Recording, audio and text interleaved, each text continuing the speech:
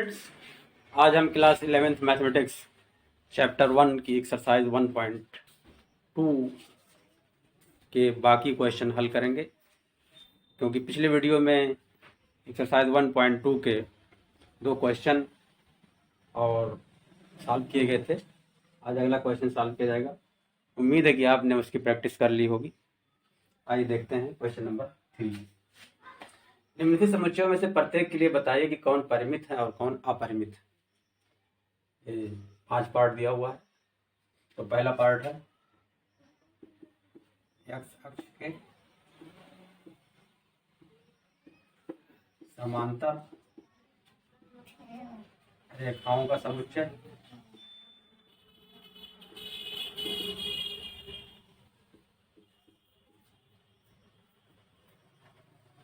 पहला पार्ट है।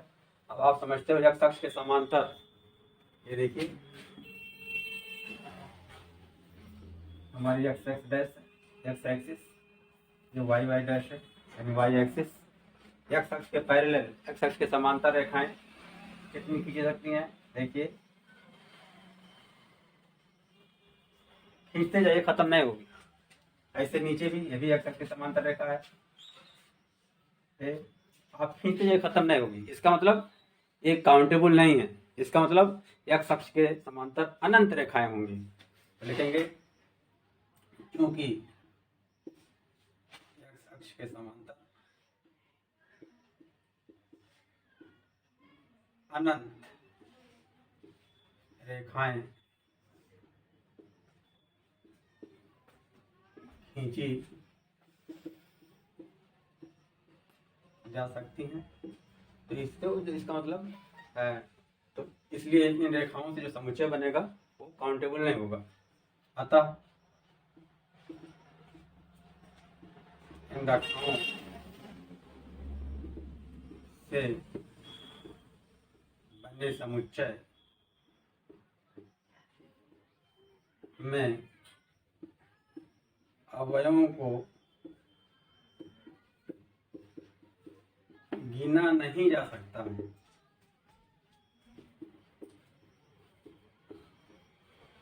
इसलिए एक ऐसा समुच्चय होगा, अपरिमित होगा।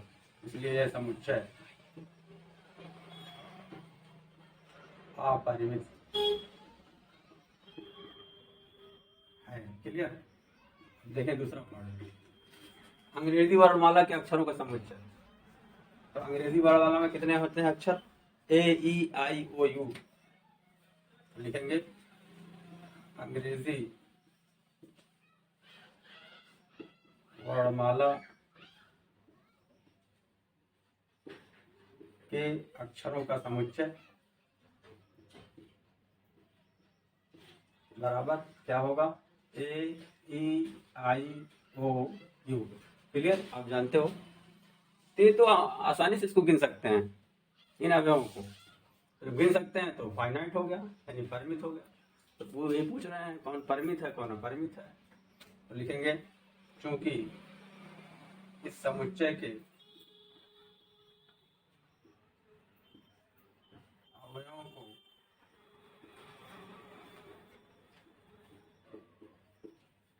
गिना जा सकता है,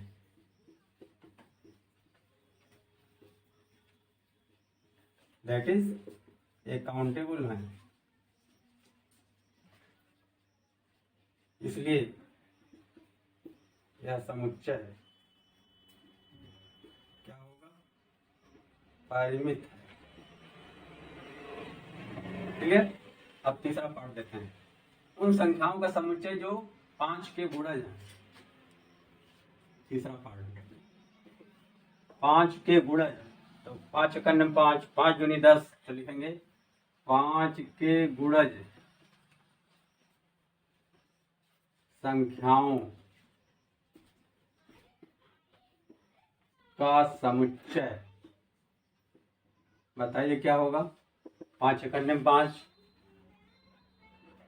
5 दूनी 10, 5 तिहाई 15, 5 चौक 20, 5 चौवन 25, डॉट डॉट डॉट। इस तरह से आप लिखते जाइए and so on. That is infinite element है इसमें। ठीक है? तो हम लिखेंगे क्योंकि इस समुच्चय के अवयवों को गिना नहीं जा सकता है, या यूँ लिख सकते हैं इस समुच्चय के अवयवों को गिना नहीं सकता है, यानी नॉट काउंटेबल, इसलिए क्या होगा, अपरिमित होगा। क्योंकि इस समुच्चय के अवयवों को गिना नहीं जा सकता है,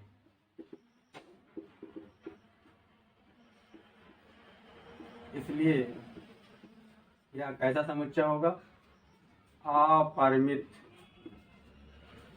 समुच्चय है। क्लियर हुआ? बहुत सीधी सी बात है, जिसको हम गिन सकें वो परिमित, जिसको ना गिन सकें वो अपरिमित। चौथा पार्ट देखते हैं। चौथा पार्ट क्या है, पृथ्वी पर रहने वाले जानवरों का समुच्चय। अब आप कहोगे पृथ्वी पर तो जानवर बहुत सारे रहते हैं, लाखों करोड़ों अरबों, लेकिन गिनने वालों ने इसे गिना भी है, क्या गिना जा सकता है? तो पृथ्वी पर जितने भी जानवर हैं, चाहे छोटे जानवर है बड़े जानवर हो, बात जानवरों की आ रही है, एनिमल की आ रही है, उनको गिना जा सकता है, इसलिए कैसा होगा, यह भी परिमित समुच्चय है। तो लिखेंगे पृथ्वी पर रहने वाले जानवरों को गिना जा सकता है, यानी काउंटेबल है, इसलिए पृथ्वी पर रहने वाले जानवरों से बना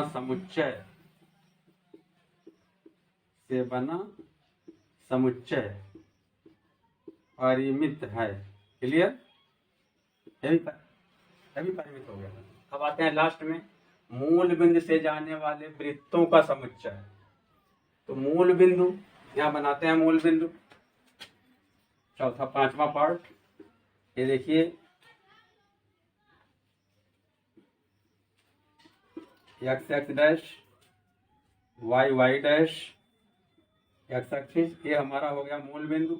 मूल ऐसे वृत्त जो मूल बिंदु से होकर जाते हैं, देखिए ये मूल बिंदु से होकर जा रहा है, ये भी मूल बिंदु से होकर जा रहा है, ये भी मूल बिंदु से होकर जा रहा है, ये भी मूल बिंदु से होकर जा रहा है, ऐसे यहाँ भी, ऐसे भी, ऐसे भी, ऐसे भी, ऐसे भी, ऐसे भी, इस तरह से अनंत वृत्त खींचे जा सकते हैं जो मूल बिंदु से होकर जाएंगे। इसका मतलब जब इसमें एलिमेंट अनंत हैं, दैट इज नॉट काउंटेबल, यानी जिनको गिना नहीं जा सकता है, तो क्या होगा, अपरिमित समुच्चय होगा। तो ये लिखेंगे मूल बिंदु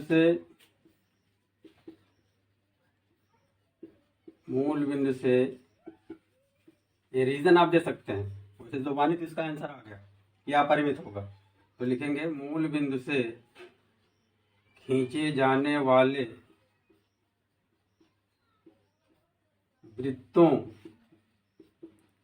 की संख्या अनंत होगी, इसलिए यह समुच्चय क्या होगा, अपरिमित होगा। क्लियर? बात समझ में आ गई? इस तरह से भी क्वेश्चन का सलूशन हो गया। नाउ क्वेश्चन नंबर 4, करें निम्नलिखित में बताइए ए बराबर बी है कि नहीं, यानी दो सेट दिए हुए हर पार्ट में, चेक करना है कि वो इक्वल सेट है कि नहीं। सलूशन देखते हैं, बहुत आसान है। हमने पिछले लेक्चर में, पिछले वीडियो में ये बताया था कि ए इक्वल टू बी कब होगा।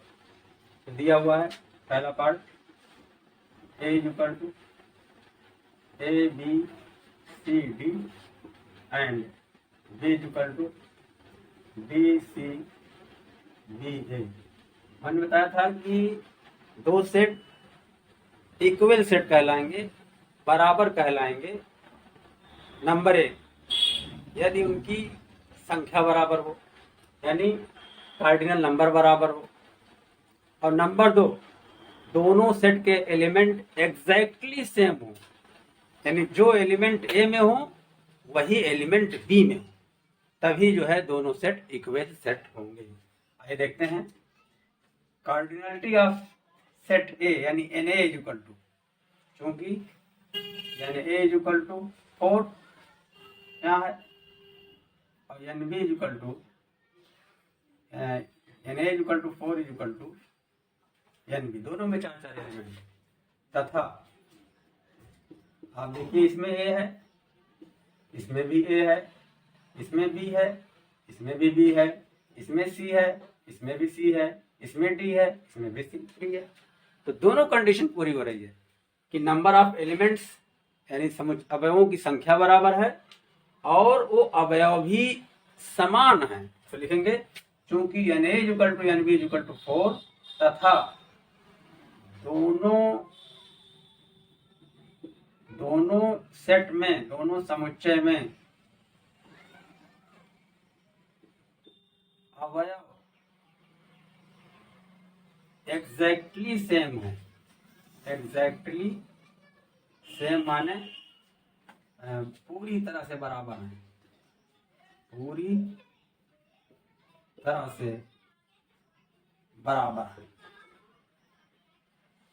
तो दोनों कंडीशन पूरी हो रही है, इसलिए क्या हो जाएगा, लिखेंगे ए इक्वल टू बी के। ठीक, आइए दूसरा पार्ट देखते हैं। दूसरा part A equal to 4 8 4 8 12 16 4 8 12 16 and B equal to 8 4 16 18 8 4 16 18। यहाँ एन ए इक्वल टू कितना है, 1 2 3 4, this is equal to n B 1 2 3 4, यानी कार्डिनल नंबर दोनों का सेम है। ठीक है, और दो बातें बताई हैं कि कार्डिनल नंबर यानी गणन संख्या दोनों की बराबर होनी चाहिए और एलिमेंट सेम होना चाहिए तथा देखिए इसमें 4 है, इसमें 4 है, इसमें 8 है, इसमें 8 है, इसमें 12 है मगर इसमें नहीं है, इसमें 16 है, इसमें 16 है, इसमें 18 है मगर इसमें नहीं है। तो नंबर ऑफ एलिमेंट्स तो दोनों में सेम है, अवयवों की संख्या सेम है, बराबर है, लेकिन वो अवयव सेम नहीं है, अवयव एक जैसे नहीं है, अलग अलग है। तो लिखेंगे चूंकि n A equal to n B equal to 4 तथा ए व बी के अवयव एग्जैक्टली सेम नहीं हैं, इसलिए ए दोनों सेट बराबर नहीं है, that is A does not equal to B, यानी ए और बी इक्वल सेट नहीं है। अब तीसरा देखते हैं, तीसरा पार्ट हमारा क्या है, A equal to 2 4 6 8 10, A equal to 2 4 6 8 10 और set B equal to X X सम धन पूर्णांक है तथा X is less than or equal to 10। ये किस फॉर्म में लिखा हुआ है, ये लिखा है सेट बिल्डर फॉर्म में, समुच्चय निर्माण रूप में लिखा हुआ है। इसको क्या करेंगे, रोस्टर फॉर्म में चेंज कर लेंगे। दिस इज इक्वल टू हो गया एक्स सच दैट एक्स सम धन पूर्णांक है और एक्स की लेस देन 10 से कम है और 10 के बराबर भी है, तो क्या हो जाएगा 2 4 6 8 10 हो गया। अब 2 4 6 8 10 इसमें भी है, ए में और बी में भी वही है, तो लिखेंगे चूंकि n A equal to n B equal to 4 तथा ए व बी के अवयव एग्जैक्टली सेम है, एग्जैक्टली सेम है, इसलिए दोनों सेट क्या होंगे, इक्वल होंगे, that is A equal to B के। आइए चौथा पार्ट देखते हैं, स्टार्ट। तो इस तरह से जो है ये तीसरा पार्ट हमारा हो गया। क्या था, 2 4 6 1 2 3 4 5। अच्छा, एलिमेंट यहाँ गलत लिख चुके हैं, ये 4 नहीं बल्कि आंसर पे हमारे कोई फर्क नहीं पड़ेगा, ये 5 है, 1 2 3 4 5 नंबर ऑफ एलिमेंट जो है अभियोग संख्या 5। चौथा part A is equal to दिया हुआ है x सच दैट x संख्या 10 का गुणज है, 10 का गुणज है। तो गुणज है तो क्या हो जाएगा, 10 एकन्यम 10, 10 दूनी 20, 10 तिहाई 30। तो क्या आएगा, ये किस फॉर्म में दिया हुआ है, समुच्चय निर्माण रूप में हो गया। तो इसमें लिखेंगे रोस्टर फॉर्म में लिखेंगे तो जाएगा 10, 10 दूनी 20, 10 तिहाई 30, 10 चौक 40 and so on up to infinity. ठीक है। और b इक्वल टू क्या दिया हुआ है, b इक्वल टू 10, फिर 15 20 25, फिर 30 एंड सो ऑन। अब आप देखिए दोनों सेट में 10 है 10 है, ठीक, इसमें 20 है 20 है, 30 है 30 है, इसमें 15 इसमें नहीं है, इसमें 25 है इसमें नहीं है। इसका मतलब पहली बात हो गई कि दोनों में एलिमेंट जो है इनफाइनाइट हैं, गिना नहीं जा सकता है। तो दोनों में इनफाइनाइट हैं तो एन इक्वल टू एन भी हो गया। तो लेकिन एग्जैक्टली सेम नहीं है तो लिखेंगे चूंकि n A is equal to n B तथा ए व बी के अवयव एग्जैक्टली सेम नहीं हैं, इसलिए दोनों सेट इक्वल नहीं होंगे, इसलिए A does not equal to B के।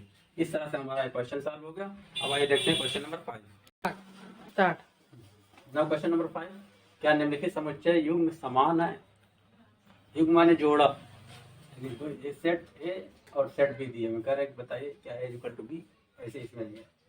तो पहला पार्ट ए इक्वल टू 2 3, दूसरा पार्ट बी, दूसरा सेट एक्स समीकरण x square plus 5x plus 6 equal to 0 का एक हल है। तो क्या करेंगे, ये तो रोस्टर फॉर्म में लिखा हुआ है, जो है सेट बिल्डर फॉर्म यानी समुच्चय निर्माण रूप में लिखा हुआ है। तो क्या करेंगे, इसको रोस्टर फॉर्म में कन्वर्ट कर लेंगे। इसलिए क्या करेंगे, इसको हम द्विघाती समीकरण को हल करेंगे।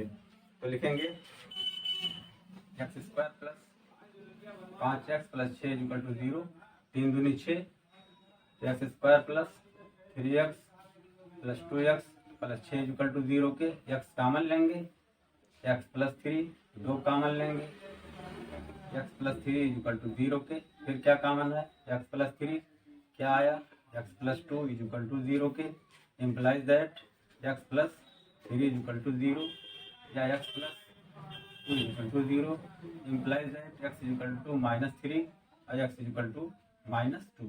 इसका मतलब x के दो वैल्यू आई -3 -2, इसका एक सोल्यूशन आ गया। देयरफॉर b इक्वल टू आ गया -3 -2, यानी इस सेट के एलिमेंट -3 और -2 हैं। इस सेट के एलिमेंट 2 और 3 है। बहुत क्लियर है। इसमें जो है नंबर ऑफ एलिमेंट 2 हैं, इसमें भी नंबर ऑफ एलिमेंट 2 हैं, यानी ये दोनों की संख्या बराबर है, मगर दोनों सेम नहीं है। यहाँ 2 है, यहाँ -2 है, यहाँ 3 है, यहाँ -3 है, दैट इज दोनों नॉट इक्वल। तो लिखेंगे क्योंकि यानी गणन संख्या ऑफ ए यानी A equal to cardinal number of A कहते हैं इसी को, या गणन संख्या कहते हैं। यानी A equal to n B equal to 2 तथा ए एवं बी के समुच्चय एवं बी के अवयव एक जैसे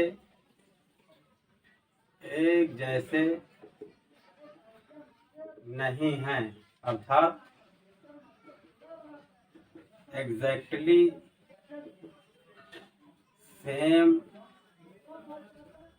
नहीं हैं, इसलिए दोनों सेट क्या होंगे, इक्वल नहीं होंगे, that is A does not equal to B. Clear हो गया, इसका सोल्यूशन हो गया। दूसरा देखते हैं, दूसरा क्या है, ए एक्स सच दैट एक्स शब्द फॉलो का एक अक्षर है। तो एक किस फॉर्म में लिखा हुआ है, समुच्चय निर्माण रूप में लिखा हुआ है। इसको किस फॉर्म में लिखेंगे, रोस्टर रूप में लिखेंगे। तो क्या आ जाएगा, रोस्टर रूप में ए इक्वल टू आ जाएगा फॉलो, तो कैपिटल एफ एक बार लिखेंगे, ओ 2 बार आया तो 1 बार लिखेंगे, एल 2 बार आया तो 1 बार लिखेंगे, फिर डब्ल्यू लिख लेंगे, क्योंकि 2 बार 3 बार 4 बार, क्योंकि एलिमेंट रिपीट नहीं होते हैं। आप एलिमेंट की डिफिनेशन, सेट की डिफिनेशन में बताया गया। बी वाला देखते हैं। बी में एलिमेंट क्या है, उल का एक अक्षर है, तो इसमें डब्ल्यू हो जाएगा, फिर ओ हो जाएगा, फिर यल है तो यल हो जाएगा, फिर एफ हो जाएगा। अब दोनों सेट के एलिमेंट मालूम हो गए। अब यहाँ लिखेंगे क्योंकि यानी ए गणन संख्या, ए की गणन संख्या यानी cardinal number of the set A, यानी ए इक्वल टू कितना है 1 2 3 4, इस कितना है 1 2 3 4, यानी ए इक्वल टू यानी बी इक्वल टू 4।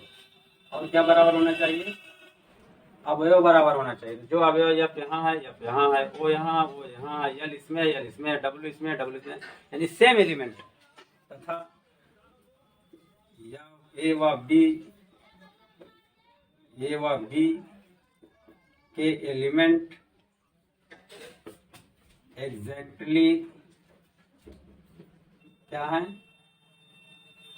सेम है, इसलिए क्या हो जाएगा, दोनों इक्वल सेट होंगे, that is A equal to B. इस तरह से इसका भी सोल्यूशन हो गया।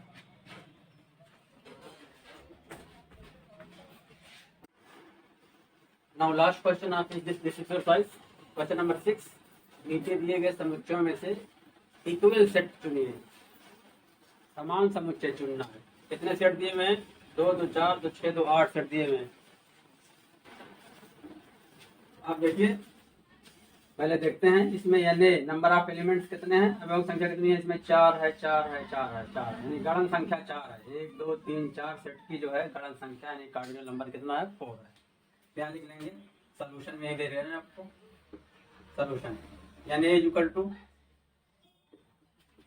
4 और एन बी इक्वल टू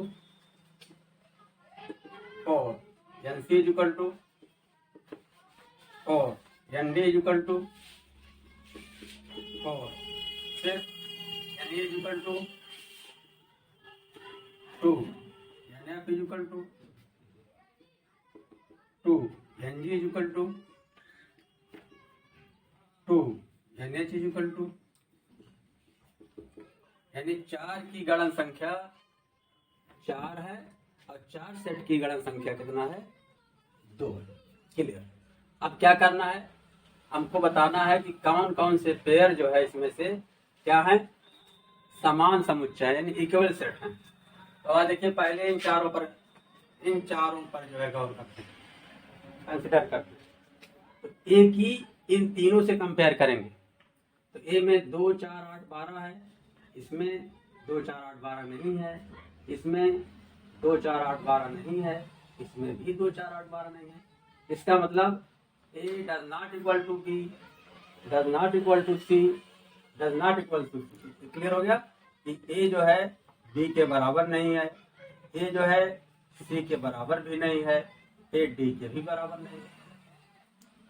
अब आइए B को चेक करते हैं। पहले हमने A को चेक किया, A को कंपेयर किया B C D से, तो A B के बराबर भी नहीं है, A C के बराबर भी नहीं है, A D के बराबर भी नहीं है। अब आइए B को चेक कर रहे हैं C D से, तो B के एलिमेंट 1 2 3 4 हैं, फिर C के एलिमेंट हैं 4 8 12 14। इसका मतलब B does not equal to C, यहाँ आया भी है B does not equal to C। फिर B को D से देखते हैं, B को देखिए, B में 1 2 3 4 है और D में भी 1 2 3 4 है।